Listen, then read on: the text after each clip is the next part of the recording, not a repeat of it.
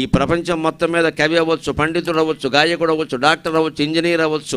అన్నిటికంటే కష్టమైనది ఏదో తెలుసునండి, మంచి మనిషి కావడం చాలా కష్టం అమ్మా. ఇవాళ సమాజం ఎలా ఉందో గమనించండి. ఏ పత్రికైనా చదవండి, అన్ని మానభంగాలు, హత్యలు, ఘోరాలు, నేరాలు. ఎందుకు ఇలా తయారైంది? అదవుతారు ఇదవుతారు ఉండదు. నువ్వు మంచి మనిషి అయితే చాలు, ఇంకేం అక్కల. నరుడు అవటం ఎంతో దుష్కరము సొమ్ము అంటాడు మహాకవి దాశరథి. మనం మనుషులం కావట్లా, ఇంకేదో అవుతున్నాం. ఇక్కడ పూర్వకాల పెద్దల్ని, ఇక్కడ కూడా 70 ఏళ్ళు దాటి ఉన్న వాళ్ళని, స్త్రీలని, పురుషుల్ని కూడా గమనించండి.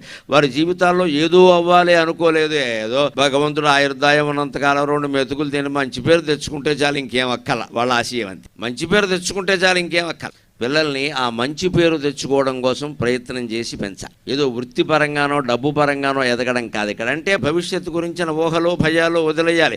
పూర్తిగా వర్తమానం. నువ్వు భోగినాడు ఏ చలిమంట కాగుతున్నావో ఆ చలిమంట మీదే నీ దృష్టి అంతా ఉంటే, ఆ వెచ్చదనాన్ని అనుభవిస్తే వర్తమానాన్ని ఆస్వాదించడం అర్థమవుతుంది.